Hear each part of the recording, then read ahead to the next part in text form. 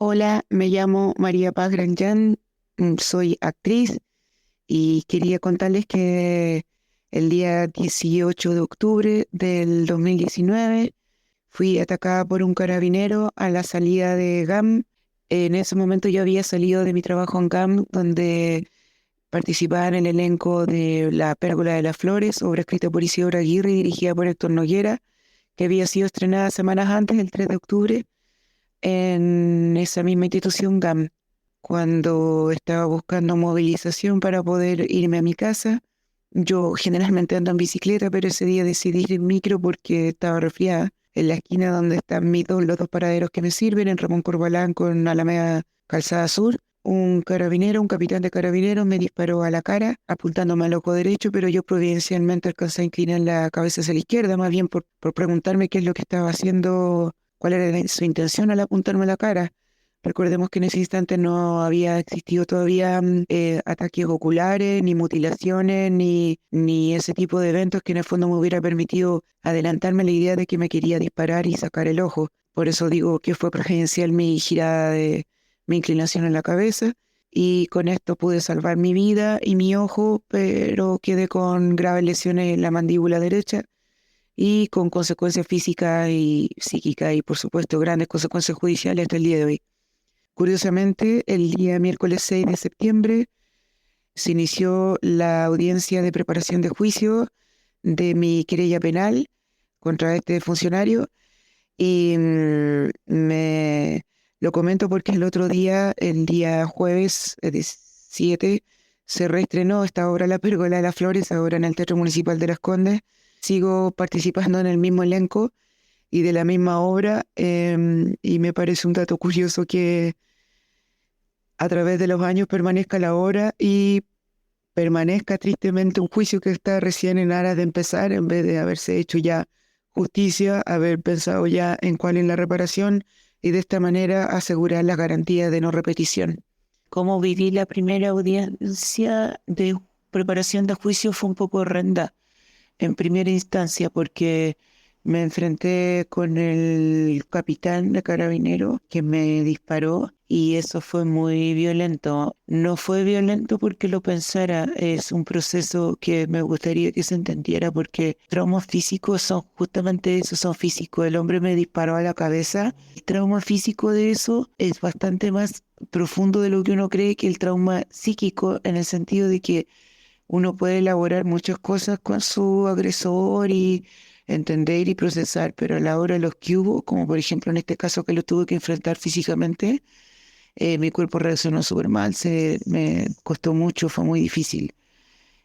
Luego poco a poco fui logrando confianza, también que pedí ayuda de amigos que me acompañaron, porque sabía que esto me podía pasar, pero no a ese nivel de desestructuración física que me pasó y fue súper necesario, o sea, menos mal que pedí la ayuda de los amigos que en el fondo me fueron afirmando literalmente para no caer frente a esta debilidad física que me dio al ver al tipo. Y después poco a poco me fui sintiendo cada vez más segura.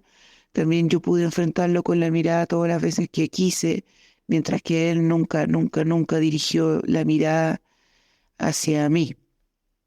Eh, También eso fue como lo duro de vivir. Y también fue hermoso poder ir segurizándose en la medida de que uno cuenta con abogados muy, muy trabajadores y concentrados en desarrollar mi querella. Entonces eso fue segurizándome cada vez más. Las medidas que pedían mis abogados y la fiscal Chong principalmente para ir avanzando en el juicio, es decir, que se aprueben todo el tipo de diligencia y de otras acciones en el juicio, fueron prácticamente todas aprobadas y eso fue bastante positivo porque también fueron denegadas bastantes de las restricciones que pedían los abogados de carabineros con respecto a la citación a declarar de ciertos generales, que en este caso sí fueron aceptadas. Eso significa y que efectivamente tienen que presentarse aquellos generales que mintieron a explicar por qué mintieron y obstruyen la justicia. Ese es un avance enorme. ¿Y qué saqué limpio de esta primera audiencia? Uno, de que es complejo siempre por el tema de que uno tiene que enfrentar al agresor, a alguien que te intentó no sé qué, al dispararme, al apuntarme a la cara. Eso es muy difícil y hay que fortalecerse y pedir el apoyo desde el moral hasta el físico concreto, todos los apoyos posibles. Y saqué limpio que sí vale la pena completamente insistir en la justicia. Yo no lo hago porque crea que haya justicia. De hecho, hay una ley que protege y que es retroactiva a violadores de derechos humanos de parte de la institución de Carabineros, que es la ley Naim Retamal.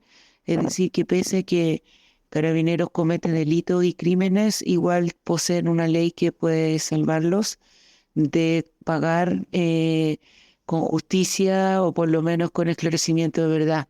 No creo en la institucionalidad, nadie cree en la institucionalidad, supongo yo, y sin embargo vale la pena porque si la historia no está escrita desde mí apuntando a mi agresor y a la gente del Estado, sino que es la propia institución quienes tienen que apuntarlos y señalar lo que hicieron y señalar las acciones que se van a hacer para que sean reparadas yo, que haya justicia, esclarecimiento de la verdad y con esto, por supuesto, el valor de las garantías de no repetición. Siempre vale la pena que sea la institución quien maneje los casos de violación de derechos humanos. Comento todo esto con el fin de difundir un poco la acción de la justicia y el deseo que tengo de justamente de que haya justicia, verdad, reparación, por supuesto, garantías de no repetición. Que a nadie más le ocurra lo que le ocurre a alguien que va a tomar una micro después de su trabajo.